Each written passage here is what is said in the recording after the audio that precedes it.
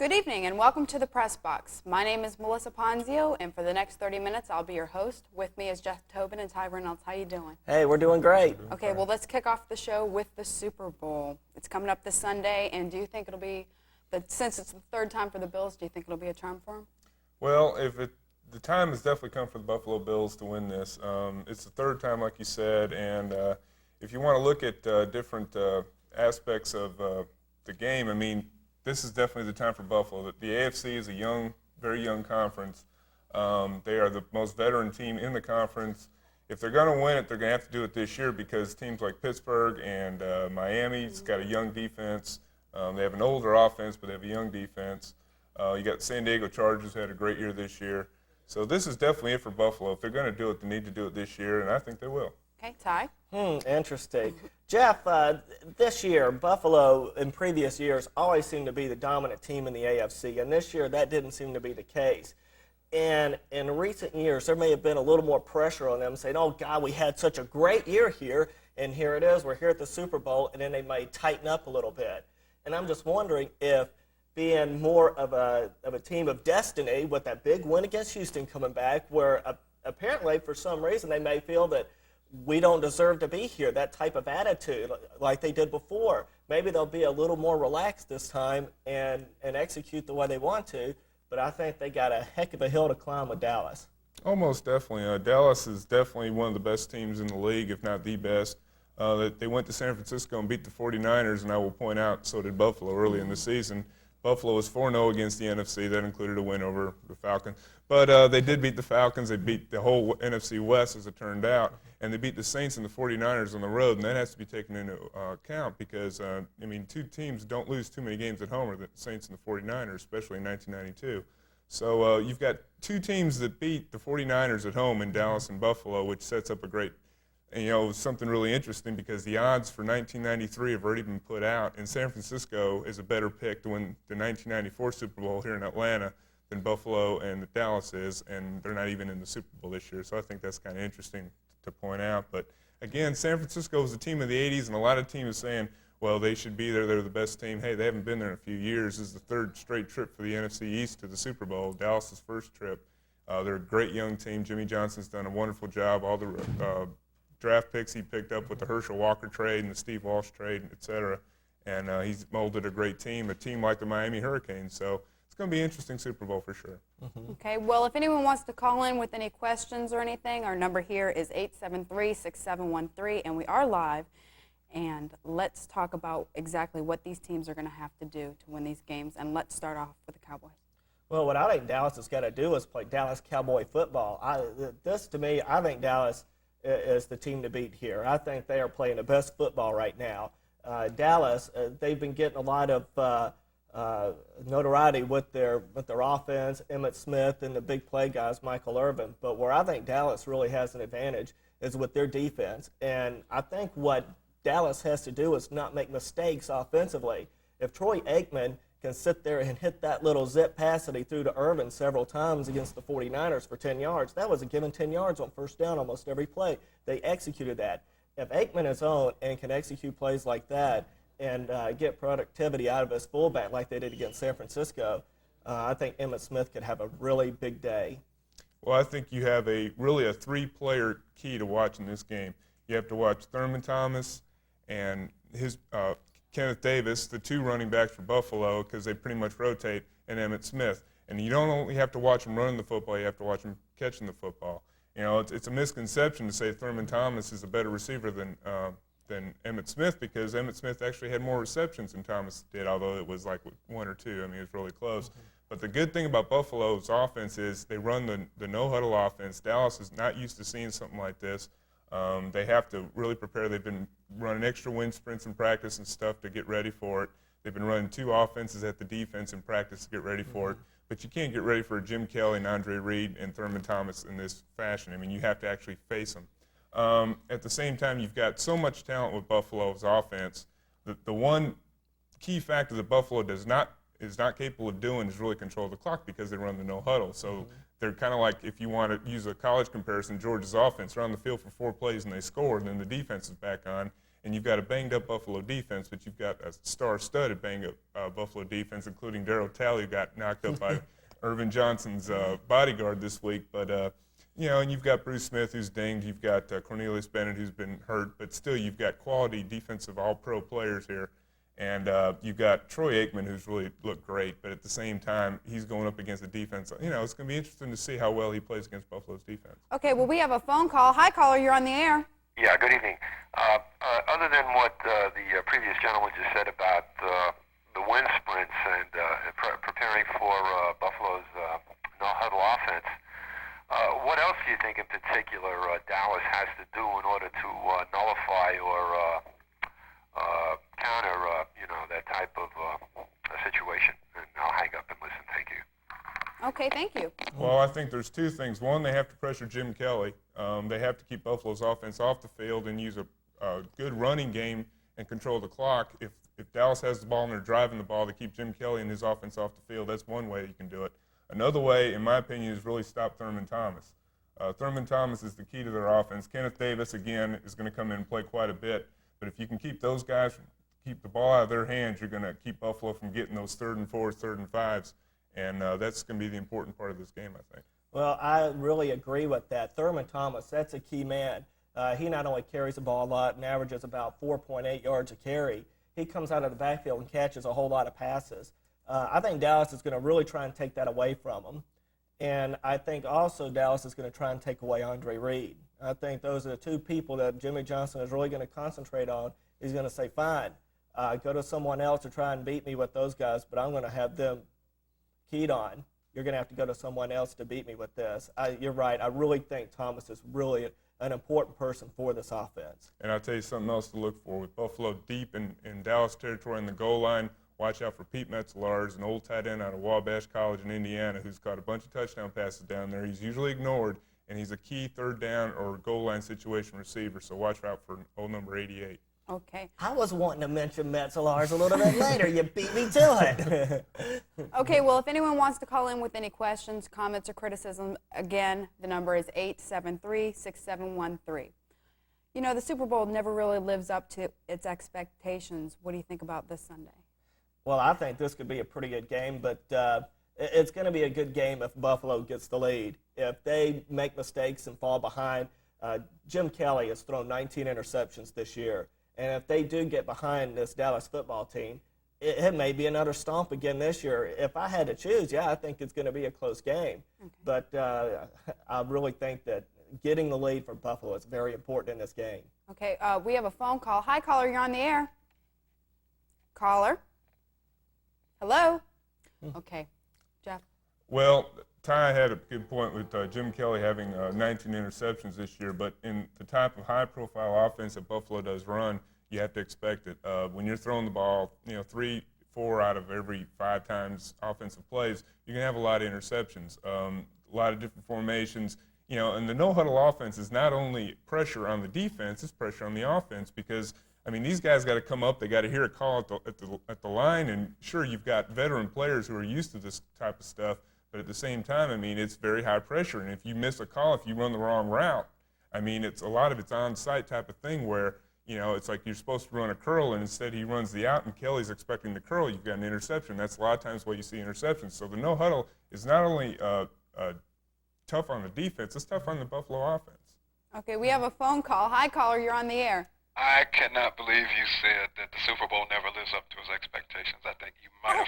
I'm sorry. I didn't mean to offend you. It was just a common theme. After, when you're watching the game and, it's all hyped up for so long and all the advertising and everything, and then once you see it, it's like there's such two good teams, and when they're going at it, you never really see that much, lack of a better word, competition, because the score is just so tight most of the time. I didn't mean to put you off or anything. It was just a topic to throw out. I think that the Giants and the Bills the first time was, the first Super Bowl game the Bills went to was one of the best Super Bowls in a long time.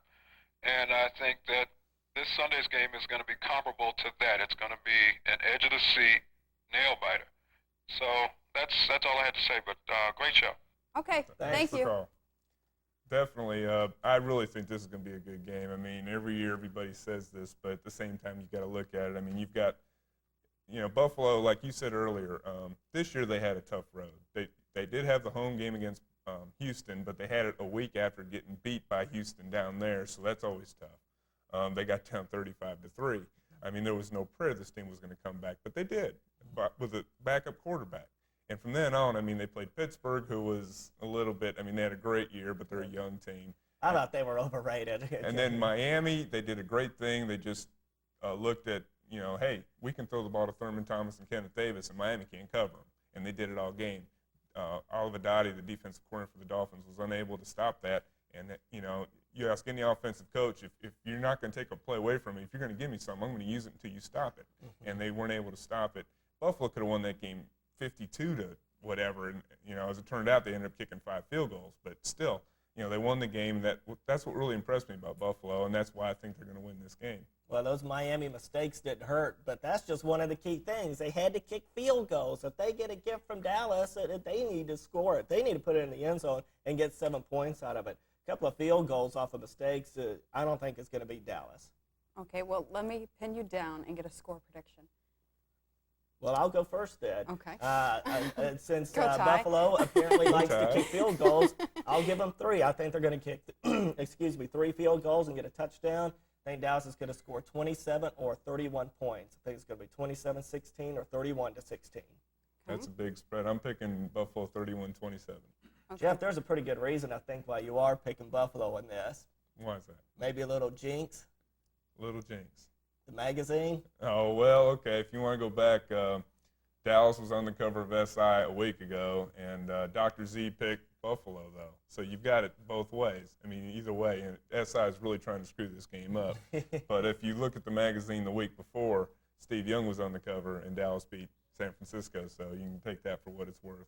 Okay, folks, well, you heard it here first on the press box, the predictions of the Super Bowl. What was your score? 31-27. Okay, all right, 31-27. That's fair. That's fair. Okay, and now we will be going to Rick Rapa, who has predictions. Well, not predictions. He's going to be talking about the 1993 baseball cards. And Rick, take it away. Thank you, Melissa. I came today to talk about the 1993 cards that are coming out. First, I wanted to get everybody familiar with this magazine. It's not brand new, but it's called the Beckett Future Stars. Now, I think most people are familiar with the baseball, basketball, football, and hockey Beckett, which comes out monthly and updates the price of the cards. And this book has been around for a year or so, but until recently, nobody really was interested in it because it only had minor league cards, and there's not much going on with minor leagues. But now with the new company Classic getting into the 4-sport draft pick cards, a lot of people are buying out of this. It has the players from hockey, football, baseball, and basketball right when they're drafted out of college, or when they're coming out of the minor leagues into the pro levels. Here's David Need, who used to be with the Braves. Now he's with the Rockies on the front of this magazine. And it has him or players like Phil Nevin and Jeffrey Hammonds, who came out of the Olympics, who were drafted. It's got Shaquille O'Neal drafted out of basketball, Manon Rhéaume working through the minors in hockey. And so it's just an interesting magazine. You might want to pick one up at your local card shop next time you're in, just to educate yourself on when the players that are coming out of college. A lot of other things are coming out right now. Basketball is getting into their second series. Here's an example of that. The hoops are out right now. And people are getting into this because Shaquille O'Neal is finally getting a card with the Orlando Magic. Until now, all his cards have been with the college LSU team. But with the second series, the hoops is out first. Then you'll see Upper Deck, Stadium Club, Fleer Ultra. They're all going to have Shaquille out with the new Orlando jersey. Plus, they'll have Leitner and Mourning and all the other guys coming in. But I really came today to talk about the baseball cards, which are coming out soon. All 5 companies have put their first cards out on the market this year. You got Score Select, Upper Deck, Donruss, Fleer, and Score, and Topps. Now, Fleer is interesting this year, especially in Atlanta, because they're highlighting Glavine as their all-star performer. I don't know if you can see the box here, but they actually got a picture of Glavine on the box, and there's a 10-card subset of Glavine coming off his back-to-back 20-game seasons. Now, nationally, he's becoming a big deal. Of course, around here, we've been collecting him for years. But Fleer has been very popular in Atlanta because randomly inserted in here, there's 2 or 3 cards of Glavine playing in the All-Star game of the World Series or whatever. And people around here really enjoy that. Other companies are making insert cards also. We've got Topps, which has this huge box out this year. These are called jumbo packs. And in here, they put something called the black gold insert cards. And I've got a few of those here. What they do is they put these cards, if you can see them, here's Ryan Sandberg and Larry Walker. I know these are small cards, but if you can see them, They insert about 2 or 3 of these in each one of these big boxes. Now, they're kind of scarce, and people are really seeking them, so each card is worth $5 to $10. Now, you'd want to try to get lucky. They've got 22 cards in this set, and if you pull out this card, it's called the AB card. This has a little picture of all 22 cards. If you get this out of a pack, you can mail it into Topps, and they'll send you all 22 cards. That's over $100 value, so you're hoping to buy a pack for $1 or $1.50 and get this card out. We sell it at the store for $75 like this, and if you send it into Topps, you can get the cards back within 4 to 6 weeks, and it costs, the value of the cards they send back is over $100. Something else that's out right now, let me just put this to the side for a second, is Upper Deck. Every year, they're very popular. They always make the nicest quality cards, and also they have the most interesting insert cards. Now this year, they're keeping up with their Heroes subset, and they started this in 1990, if you recall, with Reggie Jackson. His cards were numbered 1 through 9. Then they went with Nolan Ryan. He was 10 through 18, and every year they make a 9-card subset of a certain player. This year they have Willie Mays, and here's a couple of those cards right here. And it highlights Willie's career. He's always been a popular player in the store. A lot of people like to collect his cards. He's like Hank Aaron and Mickey Mantle, one of the all-time heroes. So this year, when you buy the packs of Upper Deck, these cards are randomly assorted, maybe 2 or 3 per box. They also have another card called the Triple Crown Contenders. That's another insert card they made. And really, no one's won the Triple Crown for 25 years since Kari Skremski did it in 1967. But there are a few players who do have a shot at it. Gary Sheffield gave it a good run last year. Here's Frank Thomas. They also have Will Clark. Ryan Sandberg, I believe, is one of them. Barry Bonds. Just players who are good in all different categories. It's a 10-card subset. They come maybe 1 or 2 per box. And once again, these cards are worth, $4, $5, $6 a piece. So a lot of people like to try to collect these. They feel they can get something good out of their packs. These are all the first series of the cards. The second series will all be out as the baseball season approaches. Spring training starts shooting about a month, and the regular season starts in about 2 months or 9 weeks. So as the season approaches, more and more cards will be coming out by these same companies, and there'll be many more things to collect. So right now, things are just starting to perk up with the new 1993 issues, and as the season goes on, you'll see more and more things to collect, and there'll be more reasons to go to the shows and the card shops. So that's about what's going on right now in collecting, and now back to Melissa. Okay, well, thank you very much, Rick. Let's go back for a moment. Now, we've already talked about the 2 teams that have made it to the Super Bowl. Now, let's talk about the 9 teams who have never made it to the Super Bowl. Hey, we can start off with the Falcons, and as long as Rankin Smith Number one, owns them, number one on I some will list. never see them going there as long as I live.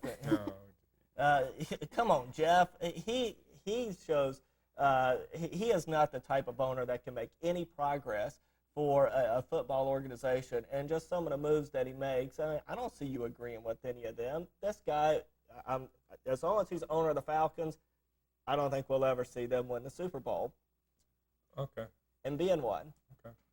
So you're going to let that slide? I'm going to let it slide. Okay. He's going to remember it, too, and then one day he's going to bring it up.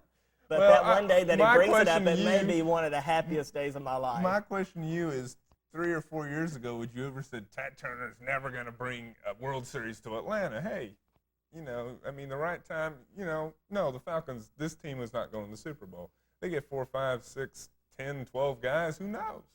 Obviously the only Falcons that are going to be at the 94 game in the Dome here are going to pay to be there or get their complimentary tickets from the NFL. But, we're talking, 9 teams haven't made it. The Falcons aren't the only one. There's been, 26 Super Bowls before. So, you're right. Right now it doesn't look good, but who knows in the future? We just got to give the Falcons a chance. They're going to have a high draft pick again. They're going to have some good draft picks. Got to give Jerry Glanville the benefit of the doubt. Give him another season, I say. Well, he did have a lot of injuries, but I just don't like the way he's had to sit there and draft running back after running back and waste high draft choices. He runs Tony Casillas off. That was a number 2 pick overall behind Bo Jackson. And you cannot afford to do that. These high picks that you get, these people need to come through for you. And, Jeff, I just don't think those people know what they're doing. You look at the Cowboys. Here it was a couple of years ago. This team went, 1-15? And here it is. Jones made a decision. He really took a chance running Landry out and bringing in Jimmy Johnson. And you hear all this big ruckus, and now here it is. People have sort of forgiven him for that, obviously. Look where they are. He knew what he was doing. He got Jimmy Johnson. He knows what he is doing. that is a great football coach. No, I can't disagree with you there. And I mean, just all the deals they made. They traded Herschel Walker to Minnesota for Minnesota's future, and a couple players that, they still have one, Isaac Holt, who plays a lot for them. I don't know if he still starts. And yeah, you're right. Jimmy Johnson's done a great job. He did on the collegiate level, and now he's doing it on the pro level. A new coach, I don't know. I mean, right now, like I said, I'd like to give Jerry Glanville another year. A healthy Falcon team, I think defensively that's definitely what the Falcons need to do in the draft is draft defense. Offensively, I think we've got a lot of good players. Again, something we talked about during the season, the run and shoot. If we're going to run the run and shoot, we have to have a healthy quarterback and a good running back. We have not had a good running back here in a long time. We have not had a player of the Barry Sanders style of the Lorenzo White this year who gained 1,000 yards for Houston. If you're going to run a run and shoot, you have to have the running aspect of the game also. Okay, well, we have a phone call. Hi, caller, you're on the air. Yeah, you're talking about the Super Bowl. All the prediction you guys made sounds like a high-scoring game. You don't think defense is going to have anything to do with this? You don't think it's going to be a defensive struggle? You got a Buffalo defense that this is their third time there. Three times could be a charm, and their line and their backs, they know what it's like, and they could give Dallas a hard time as well as Dallas's defense. Well, definitely. I mean, that's a good point. But if you look at the playoffs, I mean, they were pretty high scoring. I mean, okay, outside, actually, the Buffalo defense, and being a good point, what you made, only allowed one touchdown after giving up 35 points to Houston. So their defense has really come on, which is another reason I like them. I think they've really played well. Bruce Smith and Cornelius Bennett both being key aspects of that defense, as long as Darryl Talley and Shane Conlon. Defense could play a big part of this game, but at the same time, I just think there's too much offensive talent on the field for it not to be. If you look in the past few years of Super Bowls, I mean, you're talking the scores have been in the 20s, and I think it's going to be that way again this year. I don't think there's any doubt about it. Here it is. You have too many offensive weapons, Jeff. You hit the point. Here it is. You have Buffalo, and they have a solid running game. So does Dallas. Both of them have very productive tight ends. You can always throw to your tight end in these situations, especially on third down. And both teams have great receivers. I mean, you have Andre Reed and James Lofton over there with Buffalo. And then, of course, you have Michael Irvin with Dallas, who I really think Dallas is going to try and use a lot. Okay, let's get back to those 9 teams. Another one is the Houston Oilers, I believe. Oh, Houston. I mean, Getting as back far to Jerry as Glanville. I see their future, Back to Jerry Glanville. yeah, Exactly. well, right. History I repeats guess they're itself. becoming de-Glanvilleized. They're having to establish themselves and having a lot of personnel moves. Houston, I think, is a long way off. I thought they were in a very weak division this year, and Pittsburgh just came out of nowhere and dominated. I think a team like Houston is a long way off. Definitely. Their offense is aging. Warren Moon's in his mid-30s. This is a team, they've got some good young receivers and good young talent, and they went a long way with what they went this year. Going back to Jerry Glanville, he's viewed as the type of coach to take a losing team, and make them a winning team. But he's had 2 playoff teams now, and he hasn't gone the next step yet. And so whether he's able to do that or not, it still remains to be seen here in Atlanta. Okay, go on. Okay. Well, when you look at some of these other clubs, Jeff, really I just see such a consistency here being made in the NFL with teams constantly coming up. They build a powerhouse, and it seems forever for someone to leave. Here it is. You had Miami having very good teams, and then Pittsburgh had very good teams. You had Dallas in there a couple of years. And it seems like we always seem to have dynasties here. Then you have the 49ers.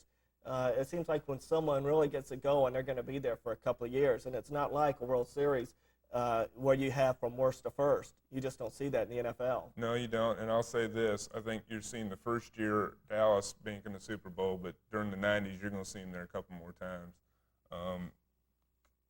If everything stays in sync, if Troy Aikman stays healthy. I mean, offensively, they're a 3-prong attack. You have Irvin, Aikman, and Emmitt Smith. Those guys stay healthy. Those guys stay productive. That team's going to be in the playoffs and championship games, Super Bowls for the next 5, for the rest of the decade, in my opinion. They could definitely be the 49ers of the 90s. You know, and if you want to go back a decade, you've got the 49ers who dominated the 80s when they beat Dallas. I mean, there was so much put on this NFC championship game where at that time the Niners took away the NFC dominance away from Dallas. Well, now you might have seen it happen again here, this time reversed, but in the same ballpark. And, of course, Joe Montana is the only guy who played well, was in uniform in both games. He didn't play, obviously, last Sunday. But anyway, it's good. What I really like about the NFL is you've got a lot of young teams. You have Dallas being a good young team. You have Green Bay, who I think is going to be a good young team. You've got Pittsburgh and San Diego in the AFC. I mean, there's a lot of good young teams coming up. I don't see any of them being dynasties yet, but they're all good in their own way. And I think, over the decade, those are going to be the teams that are going to be making Super Bowls. Okay, well, let's move on to college basketball. And it seems that the number one team gets knocked off every time. Tell you what, who would ever thought that Long Beach State, those 49ers from out in the Big West, I believe they're from the Big West, would have just cruised in to Fog Allen Fieldhouse and dumped those guys. Not beat them, but dump them by 15.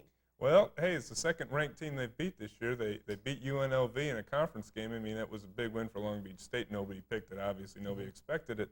But I'll tell you what, most coaches will tell you they don't want to be number one in January or December or February. They want to be number one at the end of March Madness, obviously. And now you've got two teams coming up who are going to be the next two. They're Indiana and North Carolina. And North Carolina came from the bottom of the pit the other night and pulled out a game against Florida State. So they're still in the hunt. And Indiana could have easily lost to Ohio State at home the other night, but they pulled it out. So you've got these two teams that are – one of those two are going to be number one next week, and they're both pushed off upset attempts. So it's going to be interesting to see. Tell you what, that Indiana team, though, that is a great team. They've gone into Mackey Arena and beaten Purdue, and they always struggle at Purdue. And then they went into Ann Arbor and beat a great Michigan team there on their campus. I think that's a great team, that Indiana club. Okay, North Carolina is undefeated in ACC play. Do they appear to be the team to beat? For the time being right now, I think so. They got a 3-game lead on Duke. I think Duke is the team you have to look out for. They have 3 losses.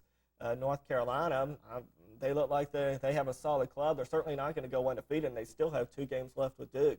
But they do have a little bit of an advantage here. Well, North Carolina is so deep, and they play so many people that they can just continue to put pressure on you, and they've got the guys at the end of the game, like they showed against Florida State the other night, to put in there at the end of the game and pull a comeback. All the 3-pointers that they were nailing late, it was impressive. George Lynch had a big game. Montross really didn't have a good game, but that just shows you Montross didn't have a good game, and they were still able to come back from 20 down. So it was really important. North Carolina is so deep. Duke is the one team. Duke has got, 7 or 8 guys, though. North Carolina's got 10 or 11 guys they throw on the court all the time. Then you have Georgia Tech, who has 7 or 8 guys, and the reason they only have, if anybody wants to know why Bobby Crimmins only plays 7 or 8 guys, they need to go to the NC State game the other night, because let me tell you, the 9, 10, 11 guys for Georgia Tech are little 3-point shooters who really had a horrible time against NC State, but by that point it was out of reach. So that's the reason Bobby Crimmins only plays 7 or 8 guys.